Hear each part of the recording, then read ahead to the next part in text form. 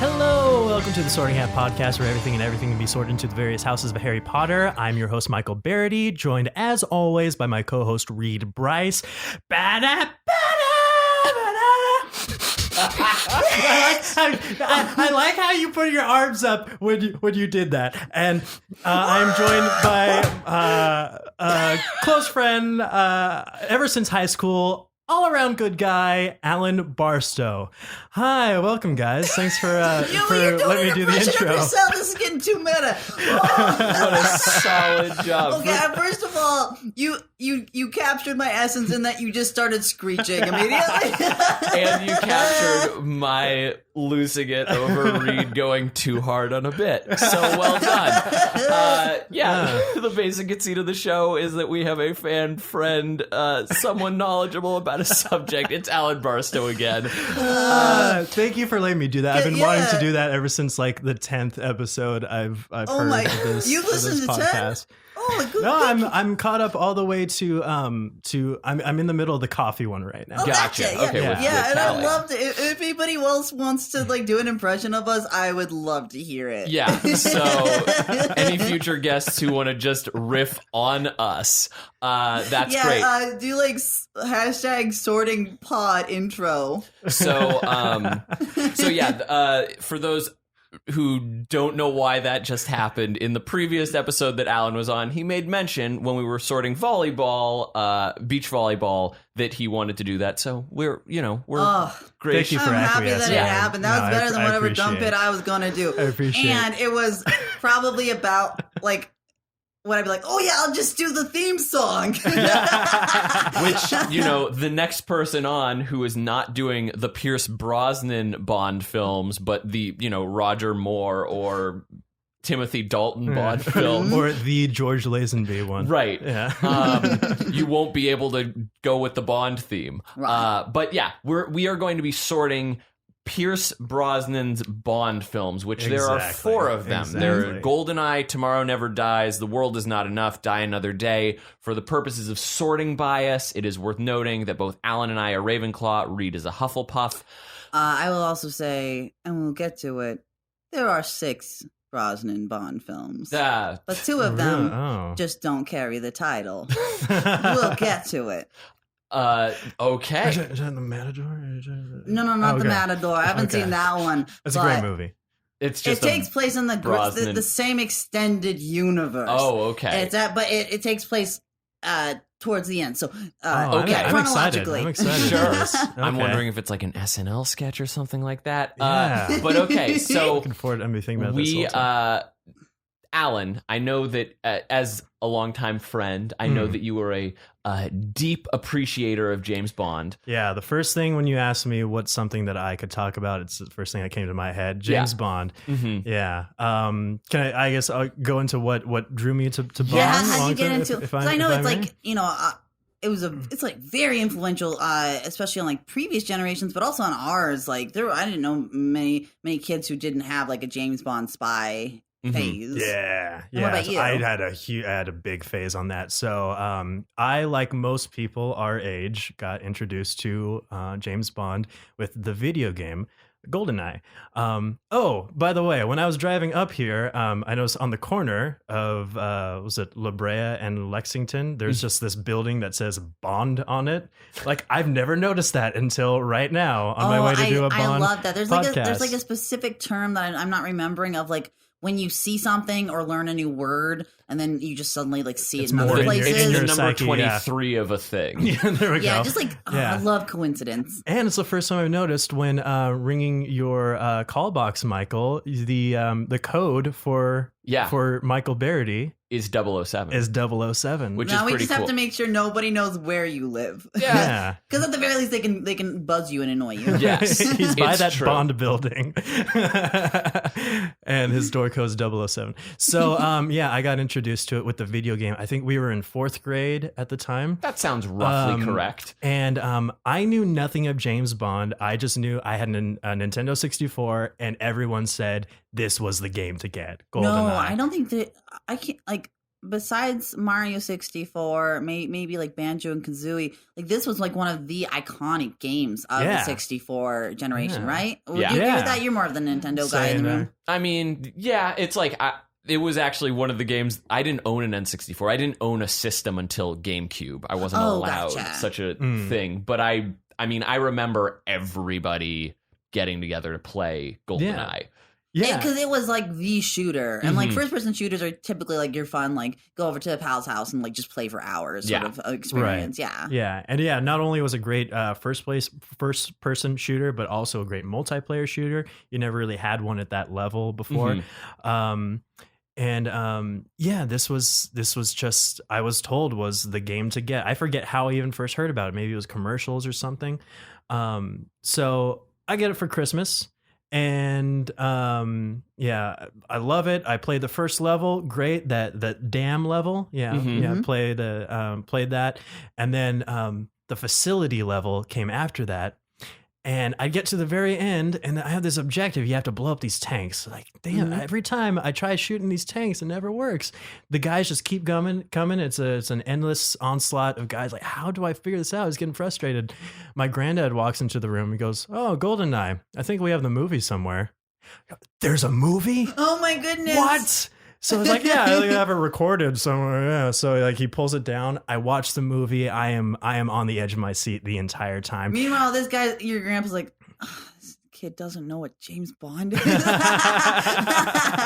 was in 4th grade at the time. I was allowed. Yeah. It's like watching Across the Universe and then be like, there's records of this? This is all one band? Oh my goodness. So I watched the movie, and then I see at the beginning of the movie, oh my gosh, Pierce Brosnan, he's placing these mines on the tanks. Like, I have mines in the video game. That's what I do. So I put the mines on the tanks. The film becomes a walkthrough guide for you. Amazing. So yeah, I'm able to blow up the tanks and beat the second level finally. And I was just obsessed with the movie. I would bring it over to my friend's house all the time. It's just something that we would just watch constantly, like every day. And I got to the point where I was being ridiculous. I wanted to be Bond. I like had this moment of being just like kind of calculative in 5th grade. Like, I didn't allow myself like any silly moments. Like, no, that's not what Bond would do. My goodness. Yeah, I wanted to be Bond. You had a little bracelet that said WWBD. But it was also like a gadget watch. Yeah. It shot out, it's a cheese from a crackers or something. Oh, yeah. I was hoping it wasn't like a poison dart. Not a child shouldn't have that. Yeah. The Bond franchise had like a really big impact on, at least on your childhood. Yeah. And it was Pierce Brosnan who was the star of GoldenEye. And so he is my Bond. Everybody has their Bond. For a lot of people, it's Sean Connery because he paved the way. For me, Brosnan started it all. So he is my image of Bond. I wonder if it's kind of like how whatever cast of Saturday Night Live that when you started watching it as a kid, that's your favorite one. Right. Yeah, I bet it's like that same effect. Exactly. Yep. Instead of Chris Farley, it's Pierce Brosnan. Yeah. But I don't know if Lazenby is anybody's Bond. He wasn't bad. Yeah. If he is your Bond, let us know. Tweet at us. Lazenby is your Bond. Where my Lazenby is at? He's probably the most Bond in real life. There's actually a documentary that just came out on George Lazenby. Fascinating. He was not an actor. He was a model who basically fooled his way into getting the role. Whoa, yeah. I love a scammer. He bullshitted his way into getting the role of James Bond. Yeah, well, now he's my favorite. Yeah, but he was also a party fuckboy, so he... never mind. He had other things to do. He did the one movie, and then he had other things to do. Should we go chronologically, or how should we sort? Yeah, let's do chronologically. Okay, what's the first one? GoldenEye. Oh, okay. That is the first And do we want to sort the video game and the film separately, or do you think that they are connected enough? To me, they're connected. Okay, great. So one entity. I mean, it's such a well-made game. One of the few games based on a movie that was actually successful. Oh yeah, it wasn't Superman 64. Barely playable. I remember renting that, like walking a mile to the video store. I think that's a very common experience. I don't. Just I think disappointment. You just rent that game and go, oh no. Yeah. I get this for 4 more Are days. video game rentals still even really a thing? I know that there are services like GameFly or whatever, but like the fact that Blockbuster Video isn't around. Oh, I guess Redbox is a thing. Right. And it might be, because a lot of people in the baby boomer generation or older don't want to look at online pornography. So actually, softcore porn has actually maintained a cottage industry for video stores, and I bet you they have a small section for like older video games. That is an interesting fact about porn and video games. You're welcome. Yeah. I'm wiser. No, it's called. It's the funniest thing. It's usually ones called like Family Video and stuff because it was like ones that used to be like a small franchise, right? And they had like the back room, but then they suddenly became the only video store, right? Yeah. So if you don't trust streaming video, go to a video store. Sure, because they don't keep records of who comes in and out, and they're not charging your Visa or whatever. You're always so paranoid. Okay, so can you give us like the basic plot line? Basic plot of Goldeneye. So, at the very beginning of the movie, we're going to have spoilers, right? Yes. A general spoiler alert. You're going to know what happens in these films. Yeah. Right. And as far as, I suppose, also, like, your knowledge base, Alan, is you've seen all these films. My knowledge base is I've seen Goldeneye ages ago, and I also, in leading up to this, I did watch The World Is Not Enough and Die Another Day. Lucky you. Reed, have you seen Goldeneye? I remember when Halle Berry got out of the water, and it was no more. That's Die Another Day. That's the only, and then them flirting, and that's all I remember. Okay, so you've seen Die Another Day, and you've played and Goldeneye. I've seen the music video for "The World Is Not Enough" by Garbage because it was a very big event cinematic music video, and I've watched it like dozens of times because it's very, very good. I'm not joking. Go watch it. It's like a short film. And Garbage in general is just like a good band. Yeah, and the theme song is like we can talk about it when we get to that film. Yeah. Okay, so cool. Going on with Goldeneye. So it starts off where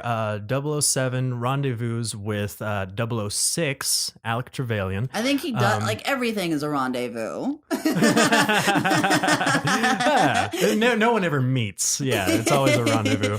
So what's going on with 006? So 006, you find out it's the first time in any of the Bond movies you've seen this character, but you see that they are old friends. They're not just partners, but like they have a camaraderie, for England, James, for England, Alec.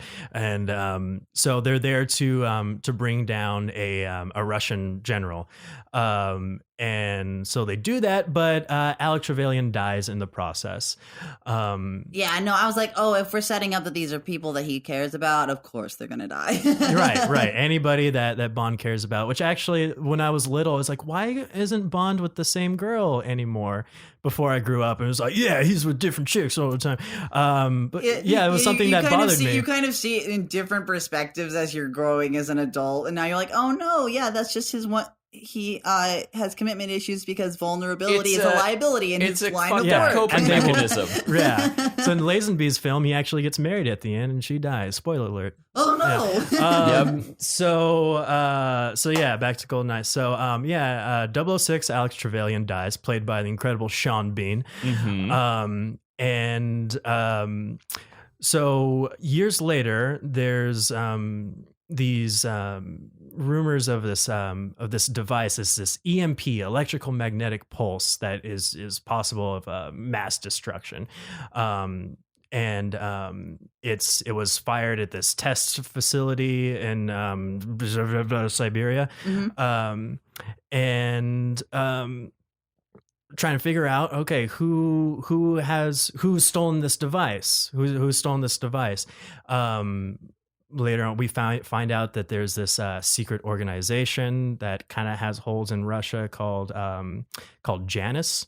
James Bond finally tracks down, through one lead to another, tracks down Janus, and it's headed by Alec Trevelyan, 006. Wait, he was not. He died. He was not. Face He was crack. So this was back from the dead, James. He was a fake ass friend. And I'm gonna let you know I don't like fake friends. Yeah. I like real friends. So Sean Bean died not only once but twice in this Causing movie. drama. Yeah. Probably the Because, person in the spoiler, group he's who said going I to don't die like again. drama. And anything you've seen Sean Bean in, he dies. And this one, he gets to die twice. So he was corrupted. Yeah, so he was in on it from the beginning. You find out his backstory that he was raised by Russian Cossacks. That when a lot of the Cossacks went to England, they were denied by the English government.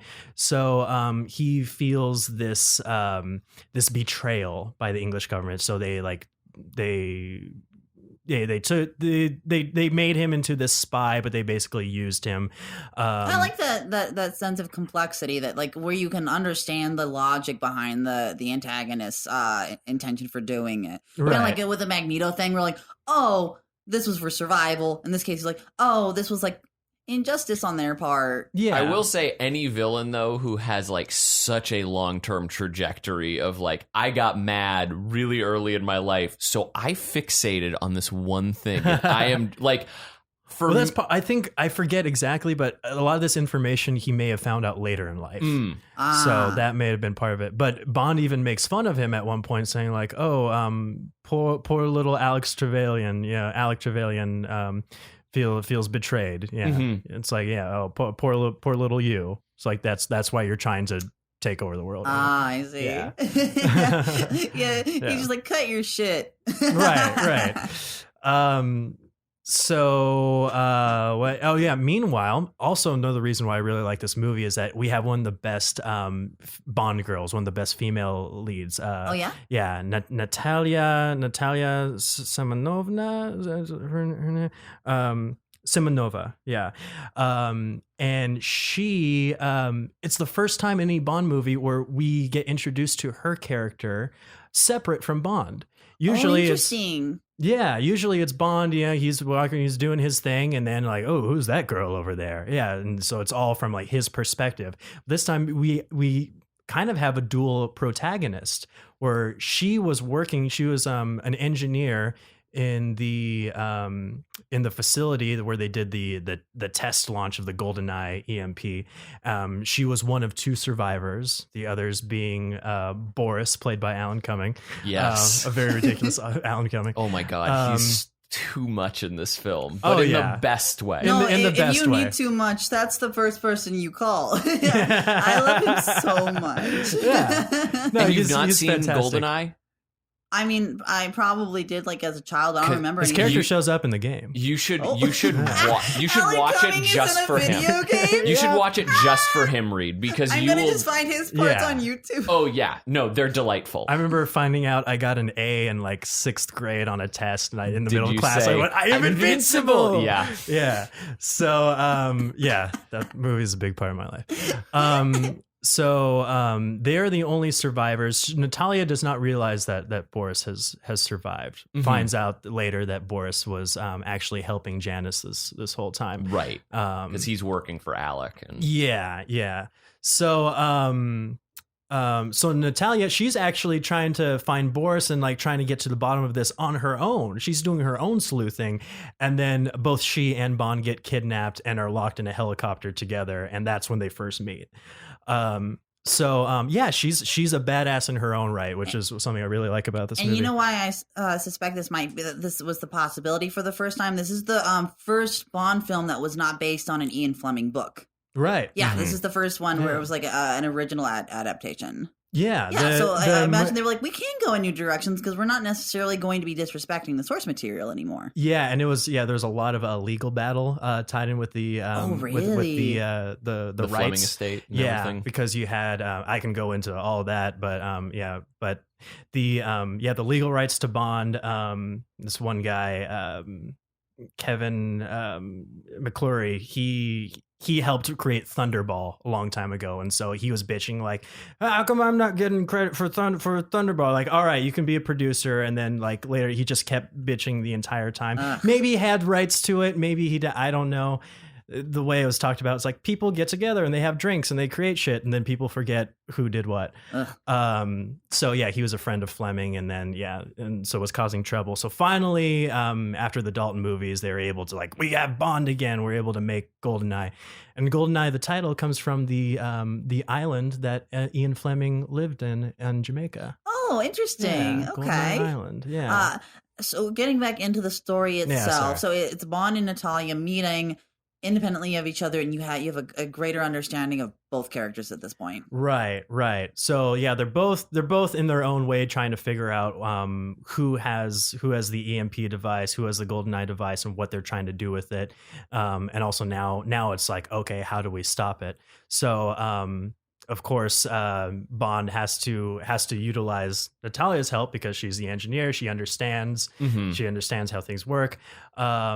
And it all leads to a climactic finish in the jungles of Cuba, where there is a hidden satellite underneath a lake. Okay.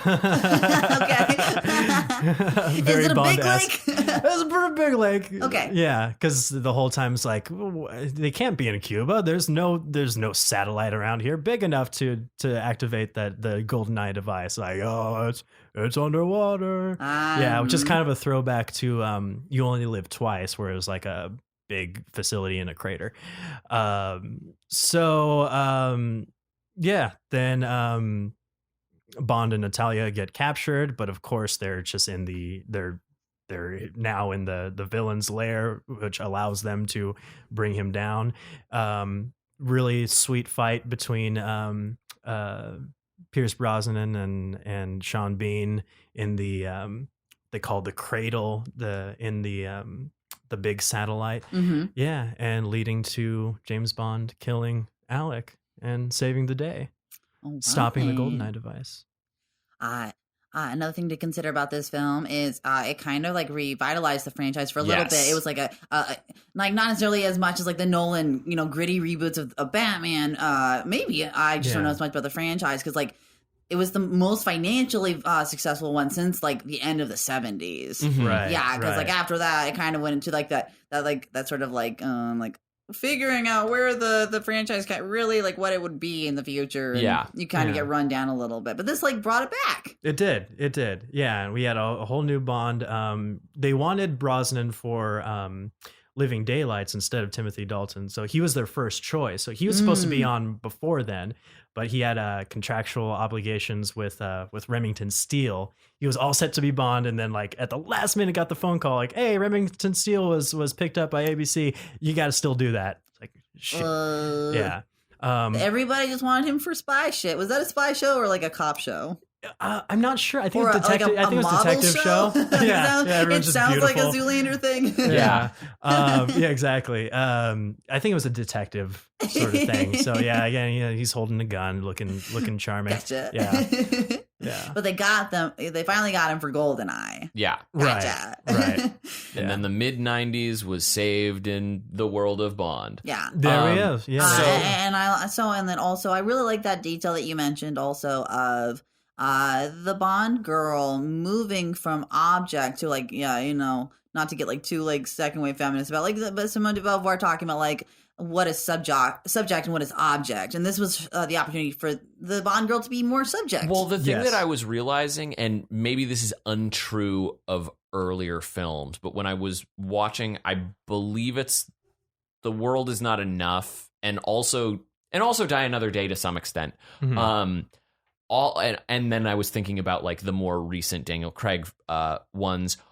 9 times out of 10, the Bond girl is in some way necessary for James Bond's success, and not as purely object as we assume. Because yes, obviously they are hot, but they also are I'm a scientist, or I'm the architect so who we're not gonna worked say on the in thing. any capacity that these are feminist films. Not a single one probably passes the Bechdel test. Sure, but it's incrementalism. Step to the right direction. From very not very good for how we view women to slightly better. Well, it's the weird thing of you're sure, absolutely, that woman is objectified, but you're also saying, I'm the only scientist who knows how this thing works. So in some ways, James Bond was like more progressive than Barbie in the fact like we didn't get scientist Barbie or whatever until like the mid 2000s. Now, honey, I'm going to only push back on that because another thing we have to consider about sexism in films and like the Joss Whedon like really like bring into the forefront the idea of the strong female character. We have to also imagine like, okay, but does her being the scientist still only serve what the male protagonist needs? And if you can't really see any utility for herself or any agency in herself. Oh no, I agree with you there. Yeah. I'm saying like again with your incremental. Barbie didn't have a single career for Ken. Right. but I'm we saying barely like knew what Ken's deal was the for a while. It didn't matter. But and also there in most cases it's that person became a scientist or a whatever because the conditions in my country are so bad, so I've been trying to do this so I can support my family, support this, overthrow the whatever. We learn more than their name and their boob size. Yeah, yeah. And in this case, it's Natalia it's kind of a revenge thing. This is her own thing, and she feels like she's on her own. She hasn't met Bond yet, so she's seen some people come in, shoot up her entire base, and then blow it the fuck up. So she's taking it on herself to do all this. Now we didn't talk about the Bond girl villain.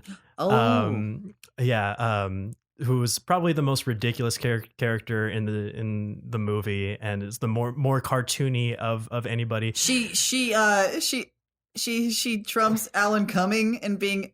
Okay. Well, I'd say Alan Cumming is forgivable. Like it's still plausible. But this is a more stilted wooden character.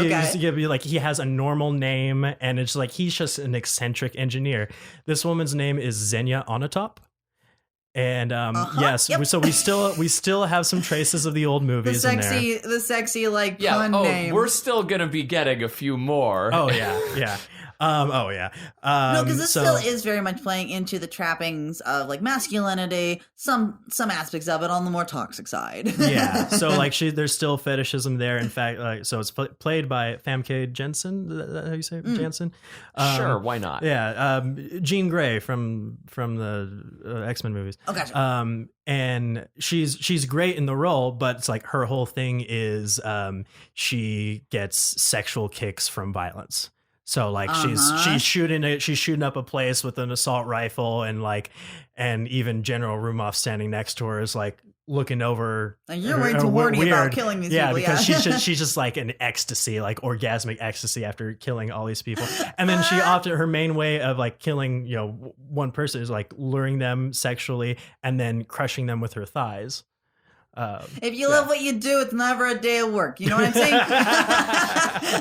I just happen to love crushing men with my thighs.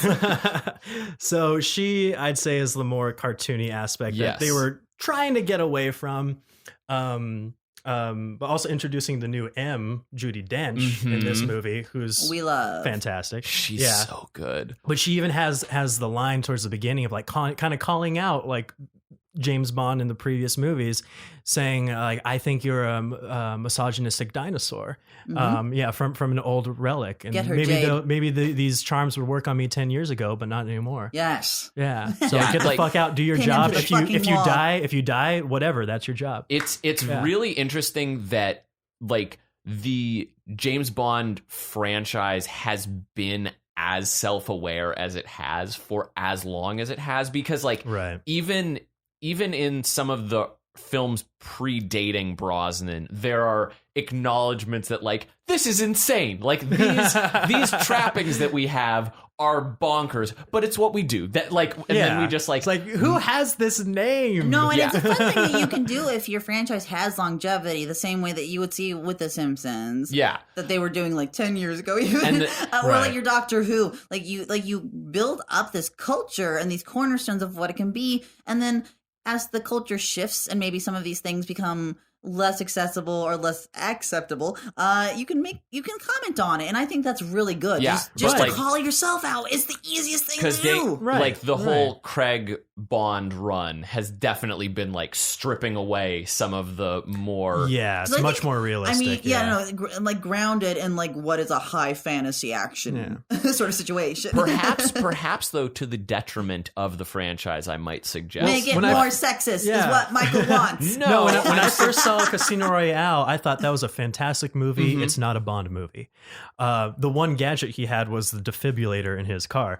Just for starters. That's not wacky and right. That's not like yeah. I would go so far to say that in some ways the Mission Impossible films in like the last 3 films, like from Ghost Protocol on, which are like have become increasingly like stunt shows. Yeah. But like or Fast and the Furious. Like Fast and the Furious might actually be taking up the spot that James Bond could have had as far as like gadgetry and things like that, because they've like tried over the top stunts and set pieces. And you know what I'll say? The Dark Knight outlier accepted, just because like overall, Ledger's Joker was bonkers.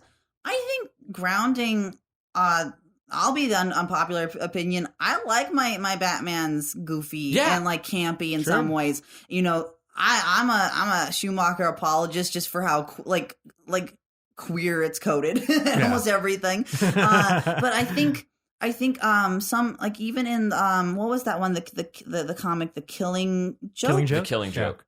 We had this heightened sense of humor and like really camp and transgressive, and I think in some ways that helps to balance what are very human and realistic stakes. And I think maybe this is the same thing that's happening with the Bond films. Yeah. I think it's going to be very interesting who they cast as the next Bond, and then what tonally that does. Well, Daniel Craig's going to do one more. I know. And then, but it'll be interesting. Who would you think would be a good next Bond? Well, I mean, the buzz kept saying is Idris Elba, who I think he would be fantastic. No, he's getting a little older. Yeah. So I'm not sure about his longevity. Is there an age window they tend to shoot for? Roger Moore played it till he was 57. Right. Which I think was kind of a bad decision. I think he should have stopped sooner. But also Sean Connery came back for the non-official Bond movie, Never Say Never Again. And he was looking a little tired at that point. Even Brosnan, I felt, by Die Another Day, was looking less like a spy and more like my mom. Like it was getting more like I'm getting too old for this shit. I'm 2 years away from retirement kind of Bond. I mean, but if you had your drug, because one thing is we also don't have as many big name action stars where you're like, this is this person's role. I mean, we've got The Rock. Basically. Yeah, and he's holding it down. I wouldn't want The Rock. No. I love The Rock. Dwayne, if you're listening. Yeah. Dwayne. It's like Tom Cruise, The Rock. I mean, I know Clive Owen was considered for a while, but even he's getting older. John Cena is now like in the film world. I mean, Charlize had Atomic Blonde. No, and that's what I was going to say. Do you think there ever could be a world, or would it be too much taking away from the core of what the Bond franchise is to have a woman play Bond? I'm open to it. I'm open to it, but I'm also of the mindset, like, why trap a person in, like, if you can create a franchise for a female spy, why trap them in a franchise that might actually not be beholden to like a lot of other things that the fans are going to be looking for? Like, I have the same feelings though about like people being like, oh, well, we need to keep Indiana Jones alive or whatever. So like, who are we going to recast? It's like, you can just make like another archaeologist who goes about and does Indiana Jones things, right, without calling them Indiana Jones. Like, I feel that franchise, like I'm all about like fuck the franchises and like fuck the fan service. Like, those sort of things and tent polling is just like ruining the film industry in my opinion. But it's like Doctor Who has such like an easy out with like, oh, he just they were just comes doing back it, as they someone were just else. doing it before anyone else. So I understand that. And honestly, because I've seen trailers for various seasons of Doctor Who, but with Comic-Con like just happening recently and them releasing this trailer, I was like, this is the first time that I'm actually like interested, and so I might start with 13. And I think it's going to be a really, really good decision overall for the series. I'm not as big of a stan as say like our one of our previous guests, Riley Silverman, who went through some of the doctors with us. But I do think the doctor's whole deal is not very much essentialized in gender, and a lot of what I see in the Bond franchise is very much of like, what do we think of as the ideal man? What do we think is like heightened masculinity that is still grounded with morality? You know what I mean? Yeah. The man everyone wants to be, the man that every woman wants to be with. Exactly. So it's all like an expression of manhood. And I think if you wanted to have a female Bond, you would have to then say, what do all these trappings of masculinity and manhood mean to a woman trying to get her job done? Right. That's how I think you'd have to approach it. Yeah, and I think it would change the framing of the film a lot. Right. Yeah. Oh, for sure. And like, I'm also, whenever anybody asks like the casting question, and I realized I did this, I like somewhat deflected because I'm terrible when it comes like casting questions are always those that I'm like, well, it could be this person. Like, unless I know the person really well, I'm like very hard. Like it'd be like, is James Bond has to be British, correct? Like it's consistently been. Well, it's always been someone more or less UK. So Lazenby was Australian. I feel like that was the biggest. But you gotta still maybe be under Her Majesty's Commonwealth. Because Brosnan was Irish. Because like Irish. An actor who like I love and think is fly and like slick as fuck is like Michael B. Jordan. But like I see. But he'd be ruled out purely on the basis of like he's American. Well, I think they've always thrown out American names. I think the people want an actual British person. It's gonna be like the stakes will be as high as when they cast Vivien Leigh in Gone with the Wind, and the opposite of being like, can this woman from England understand all of the nuance and complexity of what it was like living at the end of the Confederate South? And the answer is no, she couldn't possibly, but she did it convincingly enough that everyone was like fine with it. On your tip about freezing and choking whenever someone's like, who would you cast this? I got a really great hot tip for you if you're stuck. All right. Just say Aubrey Plaza. Because it's an interesting enough choice that makes the person go, huh. Because she's actually a very good actor. Yeah. and you know, in the tokenism that Hollywood does, she fits the vague, like, diversity, like, oh, you know, where's she from? And then she's just batshit in a way that would bring, like, a new angle to any role. I say, James Bond. When in doubt, I'm Bond. Just say Aubrey Plaza. I like that. We need to sort this because we've spent almost 40 minutes talking about Goldeneye. Oh, God bless you, audience, for not being like, I'm going to just go watch the film at this point. So I would say... Are we saying it's a Gryffindor just because it like revitalized and was doing like brash and wonderful things? Unless you have a... Oh, you're saying a Slytherin then? No. All right, which one are you saying? I'm going Ravenclaw. Great, let's say Ravenclaw. All right, Michael, we'll slow down a little bit because we're getting to the point. No, I know. Ravenclaw, because I felt like it pieced together all of the good elements from before. First, you had you have a well-cast Bond. First of all, a fantastic intro. It's not only an intro of like this is like a new era of Bond, because it's the longest hiatus of Bond movies before this, and then but also this is Pierce Brosnan. He is your new Bond. You don't see his face right away. You see shots of him running, getting off a truck. It's always in the distance, or it's always like super close up that you can't really tell, and then just like one man, tiny figure on this giant scope of this huge dam, doing this leap, this bungee jumping leap.